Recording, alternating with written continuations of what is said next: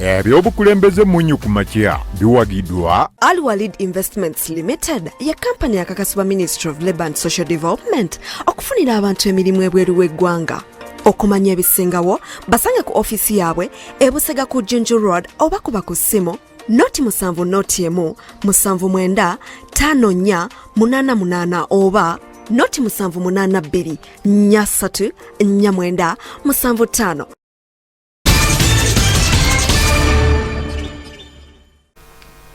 Sol TV kuli buterevu nkwaniriza natera enkyalero tugenda maso ne program Omunnyo Ku Makya sawa 2 paka sawa 3 esawa eno ebera ya byabufuzi na byabukulembeze amayanze tusima Apollo omwanjuzi wa program nkwaniriza nkubuuza ko nti sebo nyabo ekumide ku Munnyo wasuzeyo tyeyo katuloze nti byatambudde bulungi amacha malungi naku z'omwezi ziri 9 mwezi gwa February omwaka 2021 tugenda maso n'okwetegereza ebigenda maso mu ggwanga Uganda kaseera kakyali kabyabufuzi mpozi n'embeera eyakalulu olw'okuba nti weewaawo tuliko wetutuuse naye ebyo ebigenda maso byetutunamu ne tutematema era ne tuleeta abakugu ne bongera okutunyonyola butya bwe biyimiridde nyongera okwaniriza munaffe yali ku Sol TV ekyaleero tujja kutunulira ensonga ey'ekiragiro kya President His Excellency Yoweri Kaguta Museveni juzi bwe yavaayo n'awandiikira ekitongole eky'ebyensimbi oba Ministry y'ebyensimbi n'okutegekera eggwanga lino Uganda nga agamba nti waliwo embeera etali ntuufu nga twogera ku kitavu oba ensawo kuŋŋanyizibwamu ensimbi nga bano abagabirizi b'obuyambi donors mwe bakuŋŋanyiza ensimbi eziyambako emirimu egy'enjawulo okusingira ddala nga bayita mu bitongole eby'obwannakyewa twogera ku Democratic Governance Facility ekitavu kino oba ensawo eno etwalibwa oba eri wansi w'abagabirizi b'obuyambi omuli European Union n'amawanga ag'enjawulo ag'ebulaayi eyo mu ntegeka eyo His Excellency the President yayimiriza entambuza y'emirimu oba operations eza ekitavu ekyo ng'agamba nti waliwo ebitatambula bulungi oba ebitatambula bulungi actually mu bukulembeze olw'okubeera nti batwala entegeka eyo temuli mukono gwa gavumenti.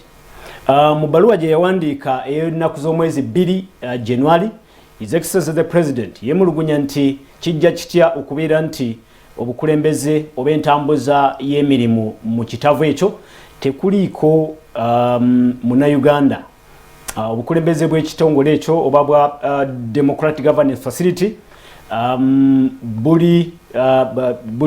tekuliiko ali mu gavumenti. His Excellency agamba nti wateekwa okubeerawo okunoonyereza era yalagira ekitongole kya police okuli Inspector General of Police ekitongole kirinoonyereza ku buzzi bw'emisango ne naba IGG oba giyite kali Solicitor Government n'ebitongole ebirala ebinoonyereza nga State House Anti-Corruption Unit okulabika nga bakakasa nti temubaamu mukono temubeeramu mukono ogw'obulyake nga aba Minister of Finance beekobaana obuliawo n'ekitongole kino oba n'ekitavu kino okulabika nga embeera etambula bwetyo. Okwetegereza ensonga eyo tuli n'abagenyi baffe enkyaleero kansooke nyanjule Muwaya Ibrahim. Muwaya Ibrahim mutunulizi wa byabufuzi sebo nkwaniriza ku Sol TV program Omunnyo Ku Makya. Neyanziza nnyo mukulu Sime Apollo abalabe ba Sol TV mwenna abawoomerwa Omunnyo Ku Makya mwenno muli banjawulo kuba abasinga batera kuwoomerwa ka sukaali naye okuba nti ffe tuvaayo nga tukeerera ku munnyo kyanjawulo mbalamusiza nnyo mwebale kwekuumira ku Munnyo Ku Makya. Amanya Muwaya Ibrahim, independent thinker and political commentator. Nkwaniriza Muwaya Ibrahim. Mwanyaze tusima Apollo nsaba ate nyanjule omugenyi wange Dr. Livingstone Siwanyana yakulira Foundation for Human Rights Initiative kyekibiina eky'obwannakyewa ekitakabanira eddembe ly'obuntu mu ggwanga Uganda. Dr. Livingstone Sewanyana ali live ku Soul TV. Nandiyagadde okumanya nti oli live then tuyoke tukomewe no mu studios. Greetings from Pastor Aloysius Bujingo, House of Prayer Ministries International at Canaan. We come to you with a noble cause, a cause of beauty.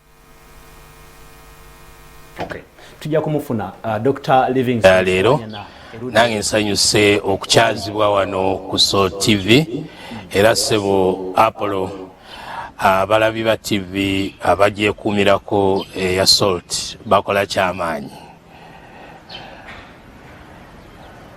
Tweyunzeeko enkyalero twogera ku nsonga y'ekiragiro ekya president okubeera nti yavaayo n'ayimiriza emirimu gya Democratic Governance Facility, ekitavu oba ensawo ebadde yambako obaolyawo okutambuza emirimu ejja ebitongole ebya gavumenti n'ebibiina by'obwannakyewa mu ntegeka eya governance oba ey'obukulembeze n'eddembe ly'obuntu. Twandyagadde nga tutandika program Dr. Sewanyana otubuulire ekiragiro kino mwe mwakirecevinga mutya, mwakifuna mutya, ate obaolyawo kiina impact ki eri entambuza y'emirimu oba ebyobukulembeze ku byobukulembeze mu ggwanga Uganda? Seba Apollo n'abalabi ba Soul TV tunajjukira nti ensi nga Uganda ekyakula, ensi ezifaanana nga Uganda zibeera n'okusoomozebwa kw'amaanyi, zirina okusoomozebwa mu byenfuna, obwavu, obutaba na mirimu era n'enkulaakulana ebanga ekyali ya wansi ddala. N'olwekyo olw'ebizibu ebyo n'okusoomozebwa okwo kwe tufuna nga Uganda, obuyambi tuba twetaaga abatuyambako okusobola okulwanyisa obwavu n'enkulaakulana ebeera ng'ekyali wansi ddala. N'olwekyo enteekateeka eno ey'omukago gwa gavumenti za Bulaaya eziwerera ddala 8 okussa ensimbi awamu balyoke bayambe ebitongole ebitali bimu ebya bwannakyewa ate era n'ebitongole ebimu ebya gavumenti okuyamba ku bantu okumanya amateeka, okuyambibwa mu by'amateeka, okulwanyisa obwavu. Twajaniriza nnyo ate tulina okumanya nti enteekateeka eno si mpya. Enteekateeka eno yatandikira ddala mu mwaka gw'2011 era baasooka emyaka 5 tegyalimu bugulumbo n'akatono, oluvannyuma ne bongerayo emyezi 18. Kati nga wetwogerera enteekateeka eno ebadde eyingidde omutendero ogwokusatu ogwatandikira ddala mu 2008 nga gujja kuggwa mu 2022. Kakati mu kutwalira awamu tukimanyi bulungi nti DGF oba enteekateeka eno eyamba ebitongole ebitaka wansi wa 6. Kati mu abo mulimu abafuna emirimu, mulimu abo be bayamba mu ngeri ezitali zimu. Kati President bwe yavaayo n'agamba nti ayimiriza enteekateeka eno n'ateekawo okunoonyereza ekisookera ddala abo bonna abafuna obuyambi n'abayambibwako mu nsonga eno baafuna enkyukwe, kubanga kirina engeri gye kikosaamu emirimu, kikosaamu embeera z'abantu ababadde babeerawo olw'ensimbi ezo, naye nga tusuubira nti ensonga ze yawa ensonga 3. Yagamba nti enteekateeka eno weeyimiridde mu kiseera kino oba omukago guno obwannannyini bwagwo bwetaaga okutereezebwa, era n'agamba nti mulimu ensonga z'enguzi ate era n'okuseketera gavumenti. Kati ensonga ezo mu kutwalira awamu si mpya. Mu nteekateeka zifaana bwe ziti ezibeeramu ensimbi ennyingi mubeeramu okutya nga gavumenti nti oba oli awo baba nga tebeenyigidde mu nzirukanya y'omukago nga guno, abasalawo bayinza okusalawo nga tebasosowaza ebigendererwa bya gavumenti oba oliawo n'abo be bawa obuyambi bayinza okuba nga tebatuukiriza mirimu oba n'ensimbi ezo okubanga zirina engeri gye zituuka mu bantu abayinza okubeera nti bakontana ne gavumenti. Kati okwo okutya kwe yalaga mu bbaluwa, naye bwe tuddako emabega mu 2011 tunajjukira nti mu nteekateeka yasooka gavumenti yabeeranga n'omukiise ku kakiiko akafuzi ak'omukago guno, era prime minister ye yabeeranga n'obuvunaanyizibwa okulaba nti buli ssente ze bawa n'ebitongole bye bawa bisaanidde era bikola ekyo. N'olwekyo mu nsonga eyo okubeera nti mu nteekateeka eno mu kiseera kino tewaliwo mukiise mu gavumenti eyo ensonga esobola okutereezebwa. N'olwekyo ekyo si kipya era nsuubira nti bwabaawo okwogeraganya ekyo kisobola okutereezebwa. Ekyokubiri ekyokugamba nti Ministry ya Finance n'abakungu baayo basalawo nga gavumenti temanyi, ekyo nsuubira nti nakyo kisobola okutereezebwa kubanga bo bakolera ku lwa gavumenti bwabanga waliwo okubeera nti baaliwo mpuliziganya nnuŋŋamu, ekyo nakyo kisobola okutereezebwa. Kyensuubira nti ekisinga obukulu be bantu bannayuganda abeetaaga emirimu, be bannayuganda abeetaaga okumanya ku mateeka, okuyambibwa mu mateeka, okulaba nti enfuga y'amateeka ate era ne demokrasiya ebeera nti ekulaakulanyizibwa mu ggwanga. Ekyo kyekisinga obukulu. Kale mu kuyimiriza kuno enteekateeka eno oba enkola y'ekitongole kino twandisiza nnyo essira ku lw'obulungi bw'abannayuganda abaganyulwamu mu mbeera eno gye tulimu mu kiseera kino okuviira ddala na covid lwe yayingirawo, nti abantu bangi beeyongedde okwavuwala, abantu bangi beeyongedde obutaba na mirimu, abantu bangi balina ennaku nti ne bwe babeera n'ebizibu by'amateeka tebasobola kuwolerezebwa bulungi. N'olwekyo nsuubira nti okuyimiriza kuno kulina engeri gye kukosaamu abannayuganda, era kyandibadde kirungi pulezidenti mu nteekateeka ye oba mugezaako okutereeza kikolebwe mu bwangu ate kikolebwe ku lw'obulungi bw'abannayuganda abaganyulwamu era n'enkulaakulana. Tukimanyi ebyobufuzi biyingiramu kubanga awali ensimbi ate wabeerawo n'ebyobufuzi, ekyo kituufu, naye ebyobufuzi bireme kubeera nti bisukkuluma ku nkulaakulana y'abantu. Kale nze bwentyo bwe nkiraba era nsuubira nti enteekateeka eyo eneegenderera kulongoosa, kuzzaamu maanyi, kuggyawo miwaatwa, kulaba nti ekitongole kino kikola nga bwe kisaanidde. Bwe mba nga nkuwulidde bulungi, ekitegeeza okkiriziganya ne pulezidenti nti oba oliawo okubeera nti gavumenti teyina representative ali ku kakiiko okulaba nti yeetaba mu nzirukanya y'ekitavu kino oba y'ensawo eno DGF, yandibanga ayina ensonga, His Excellency the President. Ndooza kyeŋŋambye nti tewali kitongole kyoyinza kugamba nti tekirina bunafu. Buli kitongole kyonna oba kampuni wabaawo obunafu, naye bubaawo obunafu obwo osobola okubunogera eddagala ng'ekigendererwa kwe kwongeramu amaanyi n'okukulaakulanya. N'olwekyo mu nsonga eno nze ndowooza nti bwetaagisa kulaba nti gavumenti boogeraganya n'abagabi b'obuyambi basobole okutereeza enkola.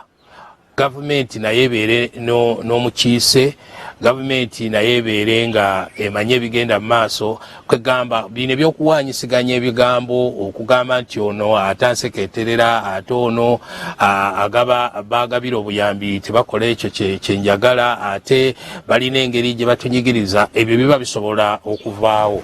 N'olwekyo ekisinga obukulu mu byonna kwe kubeera nti enteekateeka yonna oba ennongoosereza yonna oba okubuuliriza kwonna ekigendererwa kyako kwe kulaba nti bongera amaanyi mu nkola okusobola okubeera nti munnayuganda gy'ali asobola okuganyulwamu. N'olwekyo ekikulu kiri nti tewali kitongole, tewali kampuni, tewali nkola yonna gy'oyinza okugamba nti etuukiridde. Obunafu bubaawo naye busobola okutereezebwa kyeŋŋamba nti bwe kibanga kulongoosa kikolebwe ku lw'obulungi bw'Abannayuganda naye kireme kukolebwa mu mutima ogugamba nti ate mmwe mutusukkulumyeko oba ate mmwe temuwuliziganya naffe n'olwekyo tutukkiriziganya mu nkola yammwe ebeere nti bwe kiba nga kyetaaga okubeerawo omukiise ateekebwewo bwe kibeera kubeera nti mu kusalawo balina okubeera nti nabo babeere n'eddoboozi libeerewo bwe kibeera nti mu kusalawo baani bafuna obuyambi nabo beetaaga eddoboozi n'ekyo kibeerewo naye nga kibeerawo ku lw'obulungi bw'Abannayuganda gye bali n'olwekyo kikolebwe mu bwangu okutereeza kukolebwe naye era waliwo ensonga gye ndowooza nti pulezidenti yandibadde tatunuulira nnyo kunoonyereza ng'abazize emisango yandibadde akikola mu mutima gwa kwongera maanyi mu nkola okusobola okulaakulanya ebigendererwa eby'omukago ogwo. Livingston Sewanyana ne tukyalinawe katusooke tukomewo eno mu studios ate tuwulire ekigambo okuva eri Muwaya Ibrahim. Muwaya Ibrahim, owulidde entegeka oba ensonga nga bwe zaatambula eruddeyo ne ebirowoozo okuva eri Dr. Livingston Sewanyana gwe mmanyi nti ensonga eno ya DGF agitegeera bulungi. Esebo. Dr. Livingston Sewanyana sirina kubuusabuusa mu bukugu bwe yes. ku nsonga za civil society ne human rights mu Uganda era ng'omuntu aludde mu conflict resolution ye atunuulidde ngeri ki ey'okugyawo obukubagiro obuliwo ye kyatunuulidde naye ekibuuzo kiri nti buzze butya kubanga enambika weeri era nga bwagambye kituufu president ali within his jurisdiction mu kye yakoze naye timing yereetawo question mark akaseera ke kijjiddemu nti omukyala bulijjo afumba envu ezitaliimu omunnyo waka naye ng'ozirya lwakukwatidde mu bwenzi n'ogamba nti ofumba n'ezitaliimu munnyo nviira okole ki ogende. Njagala tujjukire nti mu campaign nga zigenda mu maaso candidate Kyagulanyi Robert amanyikiddwa nga Bobi Wine bwe yakwatibwa eruwuka wabeerawo okwegugunga wano mu ggwanga era ebitongole ebikuuma ddembe ne bibaako abantu bye batta okwegugunga okwo bwe kwatandika President Museveni yali ali Karamoja nga campaigninga kye yasooka okukola yagamba nti bano tukimanyi nti bano abeekalakaasa eri amawanga g'ebweru agabateekamu ki agabavujjirira bano tebali bokka tebakola lwa bulungi bwa Uganda mulimu ab'ebweru abatayagala gavumenti eno kyekimu omwogezi wa gavumenti Ofono Opondo kyeyavuddeyo n'ayogera n'agamba nti abantu babadde bawa Bobi Wine ssente ne bulijjo ekyo badde bakyogera si ku Bobi Wine yekka ne ku Dr. Kizabesi gye n'abona yes kati waliwo action eyateekingiddwa so Dr. Sewanyana byagamba abali mu gavumenti si bye bawanga justification ey'okuyimiriza bo wadde batunuulidde so kiringa bino Dr. Sewanyana byagamba nti bakikozesezza nga kyekwaso ekyokugamba nti tutereeze kuba kibadde bwekiringa bakimanyi nga bakimanyi naye kati okuvaayo Ofono Opondo n'agamba nti bano babadde bawa Bobi Wine ki ssente n'atunuulira era n'agamba nti ekibiina ekyakamala emyezi 3 gyokka bwe kiyinza kityo okubanga kyasobodde okuteekawo ba MP abo bonna so ekiriwo saawa eno is reactionary ekyatuukawo Nuupu kye yakola mu byokulonda ebiwedde baginyomerera President Museveni munnamagye mukukuutivu era mulwanyi gwe mmanyi naye yakola ekintu ekitakoleka mu military philosophy yonna never underestimate your enemy. Bano banyomanyoma Nuupu ne balowooza nti bayaaye President Museveni ng'agenda kulaaleze alowooza nti ajagamba abantu abavubuka temugenda mwabo banywa enjaga bakola ki so they underestimated Nuupu. Now zino zonna ziri reactionary naye nze kyendowooza ekyaviiriddeko president okukola okusalawo kuno mu kuseera kuno si byamabega ebijja mu maaso kuba bw'oba otunuulira okulonda kuno bwe kwabwedde n'ebiriwo there are many complaints of human rights abuses nti abantu bangi bavuddeyo bagamba nti eddembe lyabwe ery'obuntu lyakoze eki lityoboddwa kati bw'otunuulira DGF ebibiina ebisinga ebirwanirira eddembe ly'obuntu yebiteekamu essente yebivujjirira era ng'ebimu ku bintu ebiteekebwamu essente kye tuyita public interest litigation nti nze ng'omuntu kinnoomu bw'oba otunuulidde ennyingo 5 eya constitution ewa olukusa omuntu yenna oba ekitongole kyonna ekiwulira nti eddembe ly'omuntu omulala yenna munnayuganda linnyiririddwa okuddukira mu mbuga z'amateeka ng'eyambako omuntu oyo okusobola okuba nti okufuna obwenkanya mu kulinnyirwa kw'eddembe lye so kati kino kiri preventive naye katono nnyo sooka otunuulire president kwe yasinzidde okuwa ekiragiro kino yagambye nti kyewuunyisa okulaba nti obukulembeze obw'ekitavu kino ekirimu ekitambuza ensimbi zisoba mu biliyoni 5 naye nga tekuli mukiise ava mu gavumenti ne bakola bye bakola byonna nga tebeebuuza cabinet nange kenyini tebaneebuuzizaako tolaba nti oba oliawo nga Dr. Livingstone Sewanyana bw'ayogedde president yandibanga alina ensonga obwo obunafu buba bwani n'ekitongole kyenyini nakyo kikwatibwako ne ministry eya finance naye ekwatibwa gavumenti erina system ekwasaganya ebitongole byonna tulina NGO Bureau mu Ministry of Internal Affairs tulina NGO Board bwe kibanga ekintu bwe kiti kyayitawo wano ekisooka tutunulira mu gavumenti yennyini nti erimu obunafu anti president kyagamba nti erimu obunafu yasinzidde naga nti IGG DPP anti State House Anti-Corruption Unit munoonyereze bwe kibeera nti tekibanga aka ministry eya finance eri compromised bali enguzi yayogedde corruption yes oba beekobaana n'entegeka eno kula nti egenda maaso nga tetulina mukono okunoonyereza his excellency president kwalagidde enguzi mu Uganda ekyo kimanyikiddwa nti weeri president nga bwe nkugambye mutuufu nnyo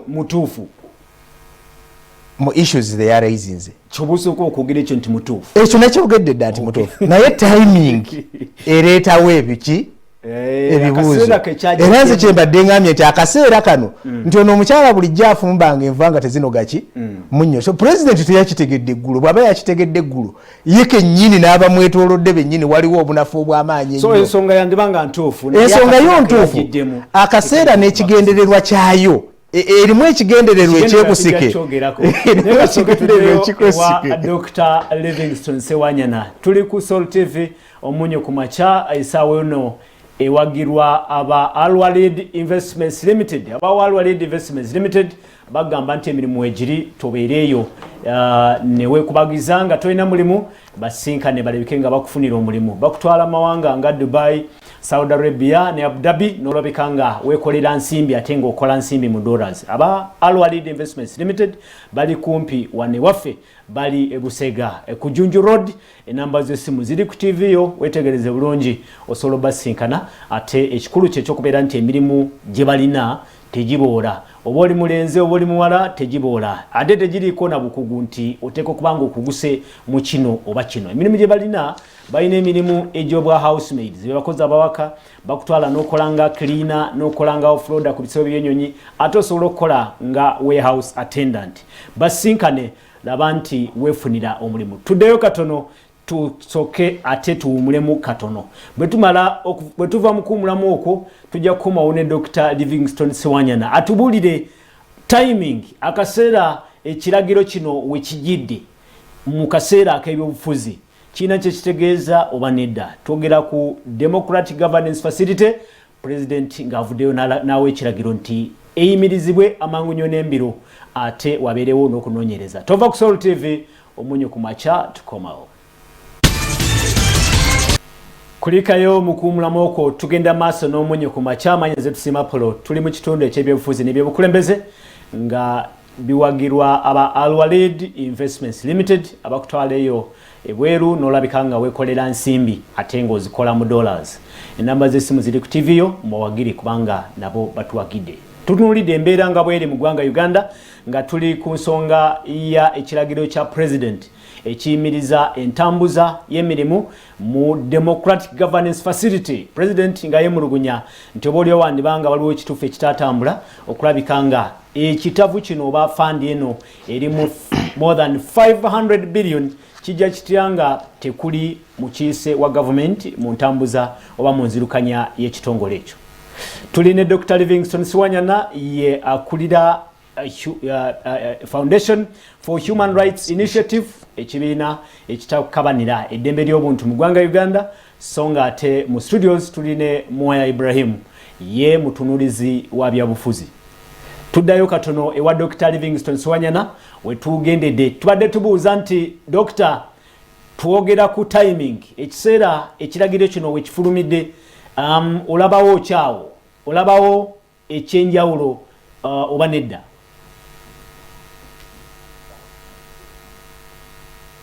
Kituufu ekiragiro kino we kyajjidde ate era n'ekigendererwa kyakyo kireese ebibuuzo bingi mu bantu ab'enjawulo. Ekisookera ddala nga bwe nagambye emabegako nti obumulumulu buno oba obunafu buno bubadde bumanyiddwa si bupya. Nga bwe nagambye nti mu 2011 enteekateeka eno ng'etandika waaliwo enkola nga gavumenti erina omukiise mu kitongole kino mu kakiiko akasalawo ani anaafuna ensimbi era ne mu kulondoola emirimu egyo. Naye mu kiseera kino nga tewaliiwo mukiise wa gavumenti, obwo obunafu oyinza okubutwala nti buli ku ludda olwa gavumenti n'abo bekikwatako. Naye nga nkimanyi nti omwaka oguwedde waaliwo enteeseganya nga waaliwo engeri gye baali bagezaako okulaba nti wabaawo omukiise naye ekyo ne kitabeerawo. N'olwekyo bw'obwo obunafu weebuli. Ate ekyokubiri bwe tuba tulize ku ludda olw'ebyebufuzi, kituufu nti omukago guno oba enteekateeka eno erimu ensimbi nnyingi nnyo nga gavumenti era naye ebeera n'okutya bw'ebanga terina mukiise, kuba ekyebuuzibwa osalawo otya ani anafuna obuyambi era buyambi ki bw'ogaba era baani ababufuna era bwe babufuna babukozesa batya. Kati ebibuuzo ebyo bireetera abakulembeze okubeera nti babuusabuusa. Ate akaseera ketuvuddemu ak'okulonda kabaddemu okusika omugwa munene wakati w'ebibiina ebivuganya gavumenti ate ne gavumenti. Kale nno tewali kubuusabuusa nti nga gavumenti ebadde n'okutya, tewali kubuusabuusa nti obunafu bubaddewo, naye ate era tewali kubuusabuusa nti enteekateeka omukago guno gwewagira guyamba nnyo eggwanga. Ekyebuuzibwa nti ebigendererwa eby'omukago guno DGF n'ebigendererwa ebya gavumenti bikwatagana, kubanga tuyinza okuba twogera kukulakula ku nfuga y'amateeka, twogera ku ddembe ly'obuntu, twogera ku bantu okufuna obuyambi mu mateeka. Ekyebuuzibwa ebigendererwa ebyo bikwatagana bulungi n'ebigendererwa ebya gavumenti oba gavumenti yandyagadde ebigendererwa ebirala. Nandirowoozeza nti byandibadde bikwatagana kubanga ssemateeka waffe alambika bulungi obuvunaanyizibwa bya gavumenti n'ebitongole byayo, era ne bw'oddayokko ne mu nnyingo 10 eza NRM yasoosowaza enfuga y'amateeka, demokrasiya. Kale twandisuubidde ddembe ly'obuntu, twandisuubidde nti bikwatagana. Naye ekyebuuzibwa nti ani gw'owadde obuyambi era osazeewo otya era abukozesezza atya. Kati awo wali ekibuuzo nti gavumenti ekisanga nga kizibu nnyo okubeera nti ensimbi nnyingi ez'enkanaawo zireeteddwa mu ggwanga, zigabiddwa, naye nga yo tekirinaamu mukono. Obwo omulaba nga bunafu obuyinza okutereezebwa, naye tujjukire nti mu ensi zino ddala ezikyakula era wabeerawo obukuubagano bulijjo wakati wa gavumenti n'ebibiina ebyo bwannakyewa era n'ebibiina ebigaba obuyambi. Obwo obukuubagano bubaawo. Lwaki bubaawo? Bubaawo olw'ensonga nti ebibiina bino ebyonnakyewa bw'obiwa ensimbi bibeera n'eddoboozi ddene mu bantu ekireetera gavumenti okutya. Ate n'abaana abagaba obuyambi olw'okuba babeera n'ensimbi nnyingi ate nga basalawo baba n'eddoboozi ddene mu abo be bawa obuyambi n'ababufuna, n'olwekyo nakyo kireetawo okutya. Ate nga ne gavumenti nayo newankubadde obeera ogiyambako eba egamba nti nandyagadde okubeera nti nze ekintu kino nze nkitambuza nze nkisalawo. Kakati obukuubagano obwo bwo bubeerawo bulijjo, naye ekimalawo obukuubagano obwo kwe kuteesa, kwe kukola endagaano ennuŋŋamu, era n'okubeera nti okulondoola kuno kubeeramu bonna, nti abafuna obuyambi ababugaba gavumenti bateeka okuba nti bonna batambulira wamu okubeera nti balondoola ebigendererwa n'okulondoola biki ebiva mu buyambi buno, naye nga bwo obuyambi bwo buba bwetaagisa. Dr. Oyogedde ku nsonga y'ebyobufuzi nti kino tekisobola kukyawula ku kigambo ky'ebyobufuzi kuba bye mukola ebisinga nabyo tebyawukana nnyo n'ebyobufuzi. Oyogedde ku kigendererwa ekyandibanga kiri emabega wa decision eno.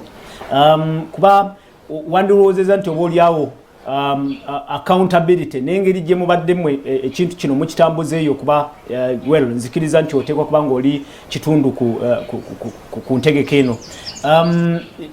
Kiri kitya kigwa ku ludda lw'ebyobufuzi nti decision ene badde more political erimu nnyo omukono gwe eri ku ludda lw'ebyobufuzi oba oliawo waliyo n'ebirala ebitatambula bulungi erudda eri?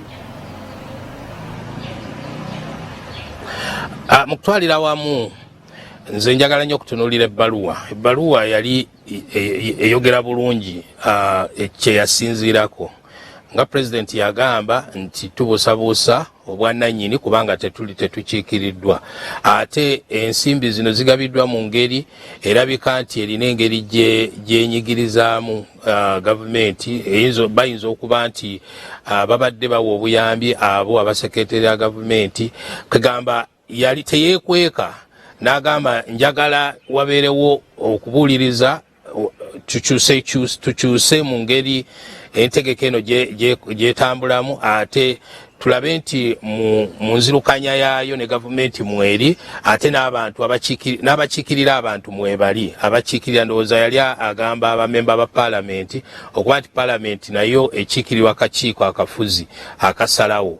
Ekyo ndowooza yakirambika bulungi. Kati ekyo kiba kitegeeza nti tuli ku nsonga za byabufuzi. Si nnyo ndowooza tassa nnyo newankubadde yagamba nti babaddewo okuseketerera, naye ali nnyo ku nsonga z'ebyobufuzi nti nga gavumenti eteekwa okubeera n'omukono, eteekwa okubeera n'eddoboozi, eteekwa okusalawo kubanga yekiikirira abantu. Bwe batekiikiridde bantu mu mukago nga guno, abantu bano basobola okufuna amaanyi ag'enjawulo ne babeera nga balina engeri gye banyigiriza oba gye baseketereramu gavumenti. Ekyo kyeyatunuulira kagamba okusinga ennyo yeesigama nnyo ku byobufuzi, naye nga teyali nnyo nti ebibiina bino bikoze eki, bikola mulimu ki, newankubadde yagamba nti abaweebwa obuyambi buno balina engeri gye baseketereddemu gavumenti, naye nga okusinga ennyo kirabika nti kyali kyewunzise ku ludda lwa byabufuzi. Naye nga bwe nkugambye, teweerabira nti mu nsi ezisinga obungi naddala zino ezikyakula ezifuna obuyambi wabeerawo bulijjo okukontana wakati w'abagabi b'obuyambi, ebibiina ebibannakyewa bifuna obuyambi ne gavumenti olw'ebigendererwa oluusi okubeera nti byawukana, ate n'okubeera nti ebibiina bino bwe bifuna eddoboozi ate bireeta okutya eri gavumenti kubanga bikwatagana nnyo n'abantu. Kati bwe bakuba bikola nnyo n'abantu, eddoboozi lya gavumenti libeera nga si ly'amaanyi oba bayinza okukyusa endowooza z'abantu eri gavumenti eyo. Kati ebyo byonna bye bireeta okutya ne bagamba nti mu nzirukanya y'enkola eno mu kugaba obuyambi naffe tubeere n'eddoboozi nga tusalawo nga tukiikirirwa ng'ekintu naffe tukirinamu omukono. Ekyo kye yali assaako nnyo essira, naye nga nsuubira nti amanyi obulungi bw'enteekateeka n'obukulu bw'obuyambi buno kubanga teyagamba nti nkijjeewo, yagamba tusooke tukiyimirizeemu tunoonyereze ku bakulu abakola endagaano zino oba bazikola mu bwesimbu, ate tulabe nti tuteekawo enkola egenderera okulaba nti ffenna tulina eddoboozi. Ekyo kiyassaako ennyo essira era nsuubira nti gwe mulamwa. Kati ekyo nga bwe ngambye emabega kyetaaga kukolebwa olw'obulungi bwa bannayuganda, ate kikolebwe mu ngeri egenderera okunyweza enteekateeka eno, tuleme kusubwa buyambi bona, kuba buyambi tubwetaaga olw'obunafu bw'enfuna, olw'ebbula ly'emirimu, ate n'okubeera nti abantu bangi balina engeri gye bayambibwa mu ngeri y'amateeka n'enkulaakulana eya bulijjo. Tukomewo eno mu studios tujja kubanga tudda gy'oli oba oliawo tuwumbawumbe ku nsonga eno. Mwami Muwaya Ibrahim, obadde nnyo oyagadde odduke otuuke ku kigendererwa oba oliawo wandibanga okimanyi? Nkweyaziza nnyo nateera. Dr. Sewanyana alina ekintu kyasiiga akazigo. Asiiga busizi kazigo mu kugamba nti ebigendererwa byandibanga byawukana, ebya gavumenti n'ebyekitongole kino n'ekitongole. Ekituufu kiri nti mu nsi ezikyakula gavumenti oluusi zikola ebintu ebinyigiriza abantu ba wansi, era bw'ayogedde ne mu Uganda mwebiri. Abantu bakwatiddwa, abantu bagobeddwa ku mataka, abantu bagenze mu malwaliro ne batafiibwako, ne bafiirwa abaana baabwe, abantu bazadde abaana ne bababbibwako. Tulabye stories z'abantu ababbibwamu ebintu byabwe eby'omunda, omuntu n'agenda ne bamubbamu ensigo. Now ebintu ebyo byonna gavumenti eba n'ebigendererwa bibiri mu byo. Gavumenti yonna yandyagadde ebintu ebyo bireme kufuluma, bisigale nga biri mu ggwanga, kuba bwe bifuluma binafuya ekifaananyi ky'eggwanga, ekifaananyi kya gavumenti eyo.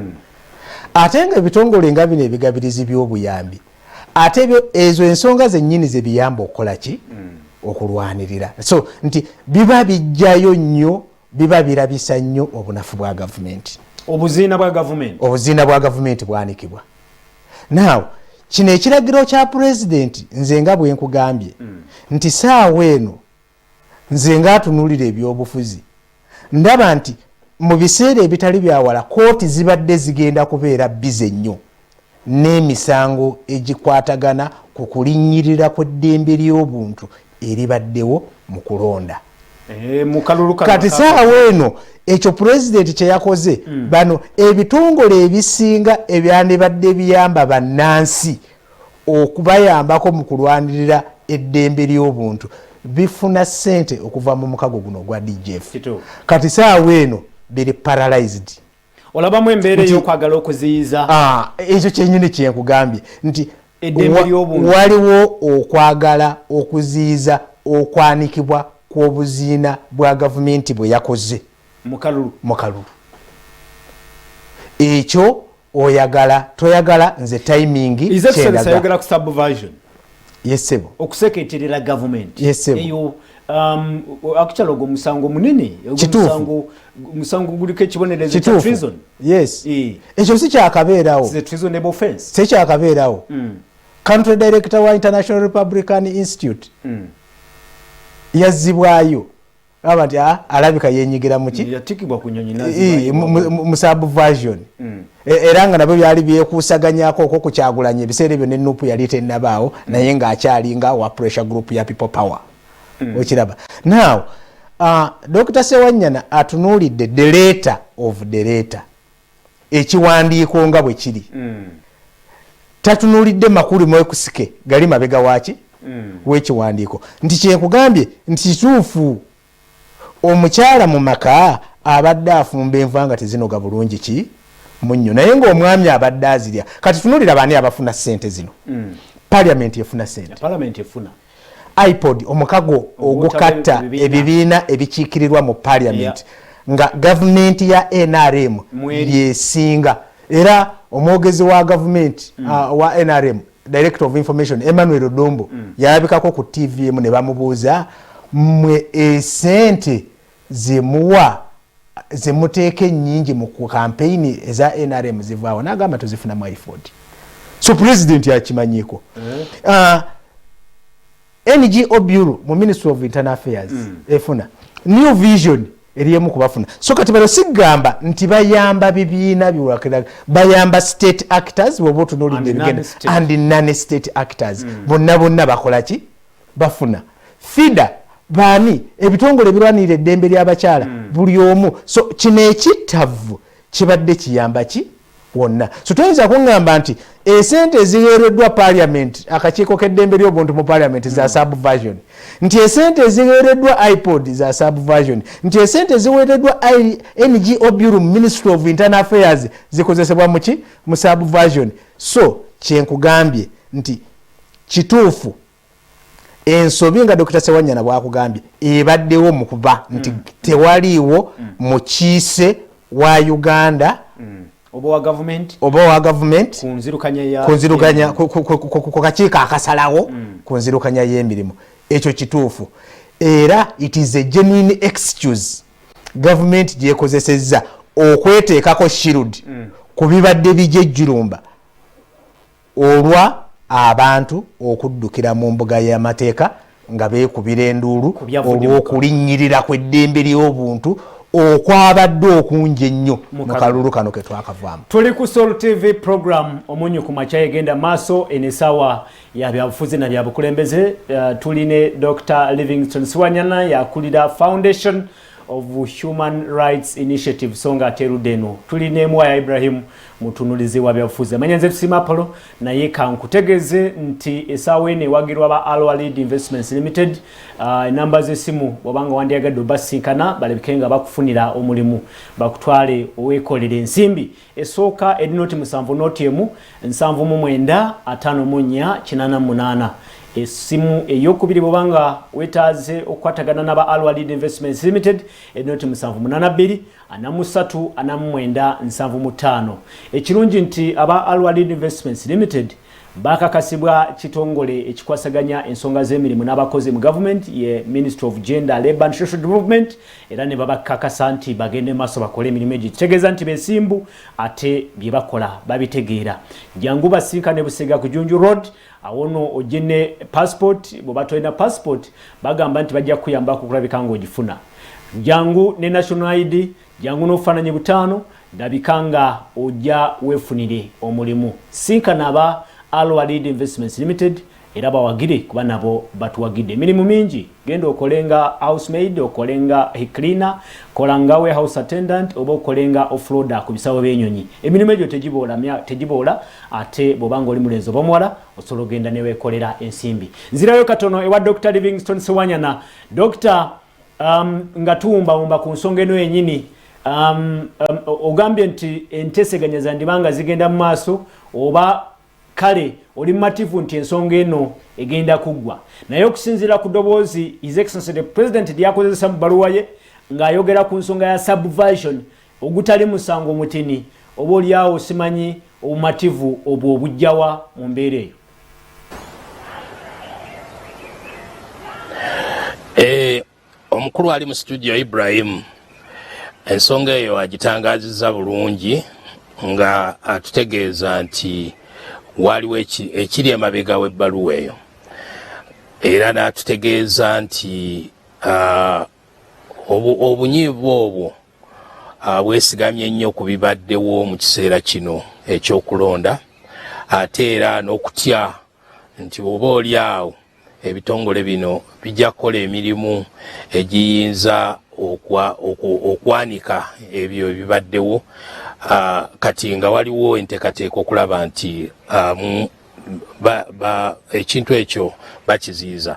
Naye newankubadde kiri bwe kityo nze kyenjagala okugamba nti obunafu bwo bubeerawo mu bitongole byonna era si mu bitongole nene mu gavumenti bubeeramu era bulijjo bwe bubeerawo kiba kirungi nnyo okulongoosa naye nga mu kulongoosa okwo ekigendererwa kwe kwongera amaanyi mu nkola olw'obulungi bw'abo ababeera bakifunamu.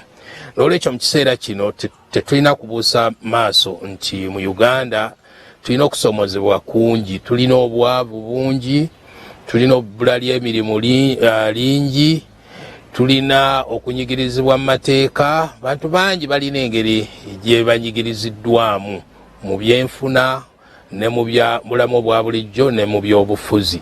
Nti kyetaagawo obuyambi okwongera okuteeka amaanyi mu kumalawo okusomozebwa okwo, era kiba kyannaku singa obuyambi obwo buba nga tebuzze. N'olwekyo olw'obulungi bw'Abannayuganda, olw'obulungi bwa Uganda, kyonna kikolebwe okwongera amaanyi n'okutumbula embeera z'Abannayuganda, naye nga tetwerabidde nti wakyaliwo okusika omugwa mu by'obufuzi. Ate era twetaaga guno gubeere mukisa gye tuli, twetaaga okulongoosa eby'obufuzi. Tewali nsonga n'akatono lwaki mu by'obufuzi bwe tubanga tusazeewo tugenda kulonda, tewali nsonga lwaki omuntu akwatibwa, omuntu akubibwa, omuntu abuzibwawo, omuntu attibwa.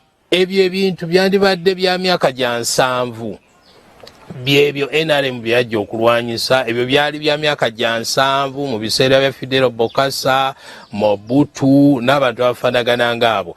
Mu kiseera kino twetaaga ebyobufuzi ebiri ku mutindo nga tukozesa buwongo okusinga amaanyi. Tulina okubeera amateeka weegali, semateeka yateekebwawo, obuvunaanyizibwa we buli ku ludda lwa gavumenti n'abantu, eddembe lyabwe lyalambikibwa bulungi, amateeka mangi gayisiddwa. N'olwekyo n'okwo okutya okujja olw'okubanga ebikolobero bikoleddwa kwandibadde tekubaawo. Kati eno kyandibadde ekiseera eky'okwezza obujja, kyandibadde ekiseera eky'okwogera, okutegeeragana nti ensimbi zino tuzeetaaga, naye zeetaaga zibeere nga zigabibwa mu bwerufu, era n'abazifuna nga bamanyiddwa bulungi era nga bategeera bulungi, babeere mu gavumenti, babeere mu bibiina ebyonnakyewa. N'olwekyo nzikiriziganya n'endowooza egamba nti bandibaddewo okuteesa, wandibaddewo okulongoosa, naye tuleme kufiirwa ate ekyo kyetubadde tufuna olw'eggwanga. Dokita, kyemmanyi nti kituufu okusinziira ku bungi obw'ebibiina bino ebibadde biyambibwa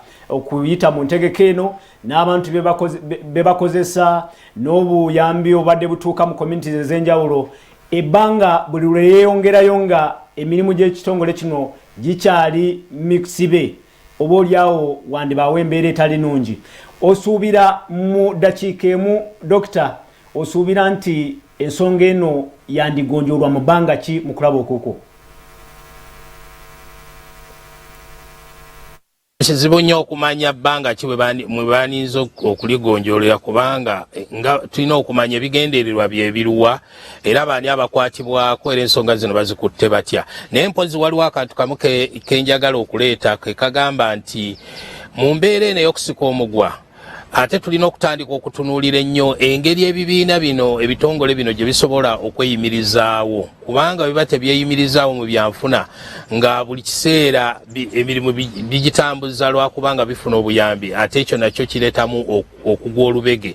N'olwekyo tulina kati okutandika okutunuulira ng'ebitongole bino, ng'ebibiina ebibannakyewa byeyimirizaawo bitya, bikendeeza okubeera nti byesigamye nnyo ku bagaba obuyambi. Ekyo si tekiri ku ludda lwa bibiina byokka, naye ate era ne gavumenti okutwalira awamu, kubanga buno obwetwaze bwe tuwogerako okubeera nti twasajjakula bubeere nga bweraga mu ngeri gye tutambuzaamu emirimu, mu nsimbi, mu ngeri gye tuyamba abantu, kwegamba tuleme kubeera nti buli kiseera tulina engeri gye tusika omugwa n'abagaba obuyambi. Esebo nsege olw'akaseera kotuwadde n'ebirowoozo bye byosobodde okugabana n'abalabi aba Soul TV, ate katuveeyo tukagalize olunaku olulungi, ate tusuubire nti embeera eno nayo eneesobola okugonjoolwa mu bwangu n'entambuza y'emirimu ey'ensonga ezo zigende mu maaso. Ndooza ekigambo kimu siibule busibuzi, tulina eddakiika emu yokka. Mu ddakiika emu gavumenti zonna ezirinamu obutali butereevu zitya strong civil society. Era President Museveni ye nga munnabyabufuzi yasikowalinze nti yalandinze Kirabulo mu kikolwa eki yayimiriza ebibiina byonna civil society yonna kati is paralyzed. So ekigambo Dr. Sewanyana kyasembeyo nakyo nti ebitongole byandibadde bitunulira ngeri ki gye bisobola okweyimirizaawo ku bwabyo.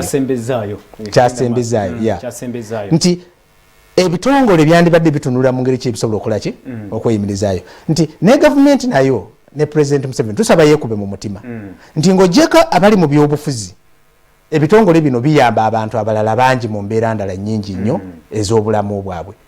Tuleme kubeera nga abagamba nti bwe tuba n'embaga ng'eriko abantu 100 naye nga waliwo terrorist omu gwe twetaaga tusuula bbomu bonna ne bafa ffe kasa tubeera nga tuse terrorist. So eyo enkola teba nnungi ate gye ndowooza nti yeringa ekoleseddwa.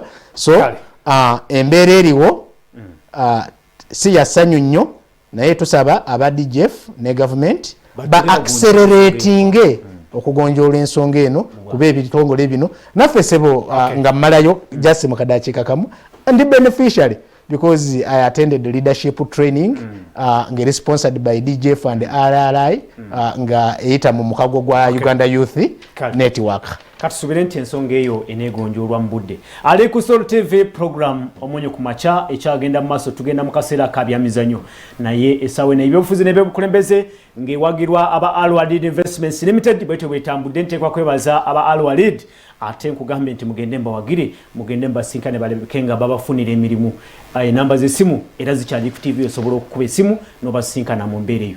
Katubagaliza olunaku olungi twebaza omugenyi waffe Dr. Livingstone Sewanyana ED Foundation of Human Rights Initiative Uganda songa twebaze ne Moya Ibrahim n'omulabe waffe yonna gy'oli ne ttiimu yonna ennene nnyo eyatambudde oba etambuza programu eno n'abatambudde okugenda mu bitundu by'emikono okulabika nga batuusaako omugenyi waffe. Katubagaliza olunaku olungi ensonga zino tujja kwongera ozetegereza ate tuzete wano tuzikubaganyeko ebirowoozo. Amenze tusima Apollo mbeere bulungi mweraba.